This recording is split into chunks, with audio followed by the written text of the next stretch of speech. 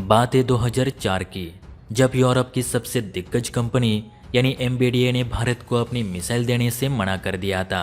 कहा जाता है उस समय हम रशिया से सबसे ज़्यादा हथियारों की खरीदारी किया करते थे, इसलिए अमेरिका के कहने पर एमबीडीए ने सूखे विमानों के लिए बीवीआर मिसाइल्स देने से मना कर दिया।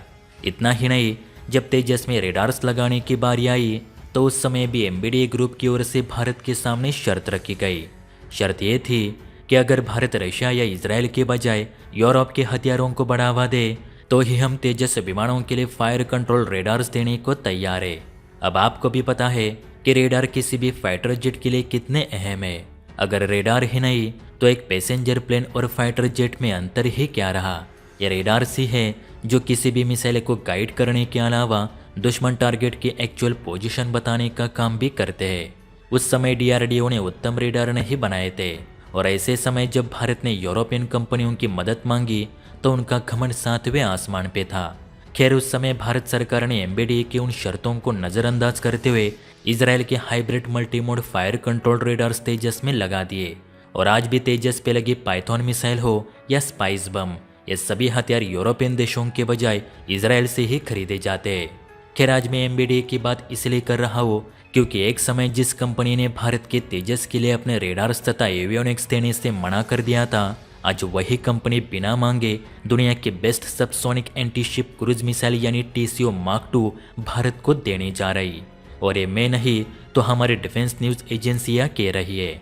खबर के मुताबिक एमबीडीए ग्रुप की ओर से तेजस विमान के लिए टीसीओ मार्क 2 की ऑफर की जा रही है। ब्रह्मोस एनजी से लगभग 1.5 गुना हल्की एंटी शिप मिसाइल दुश्मन टारगेट को ढूंढकर मारने में सक्षम बताई गई। कहा जाता है कि टीसीओ को खास तौर पर राफेल के लिए डिजाइन की थी, लेकिन इसके बेहतरीन परफॉर्मेंस के बाद जब इसकी मांग दुनिया भर में बढ़ी तो कई देशों की नौसेनाओं ने इसे अपने जंगी बेड़े में शामिल कर ली। कंपनी का दावा है कि सोनिक स्पीड से उड़ान भरने वाली टीसीओ मार्क 2 350 किलोमीटर तक सटीक वार कर लेती है। इसे एडवांस आरएफ सिकर से लेस की गई और दुश्मन के हर एक जंगी जहाज के खिलाफ एक कारगर है। वैसे देखने वाली बात यह है कि इस मिसाइल के खरीद को लेकर भारत ने किसी भी तरह का लेटर जारी नहीं किया। खुद एमबीडीए इसे भारत को देने राजी हुई।